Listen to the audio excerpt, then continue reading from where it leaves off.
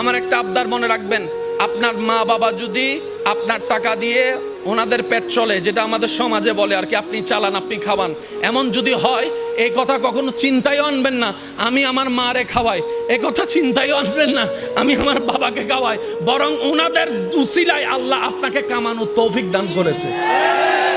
মনে রাখবেন, মা বাবার জন্য প্রতি মাসে আপনার সামর্থ্য অনুযায়ী কিছু খরচ রেখে দিবেন। জোরে জোরে জোরে। প্রত্যেক মাসে সন্তানের পক্ষ থেকে মার জন্য একটা আলাদা হাদিয়া দিবেন, বাবার জন্য একটা আলাদা হাদিয়া দিবেন। ওনাদের যেন চাইতে না হয়, বুক ফুলায় কাজ করেন।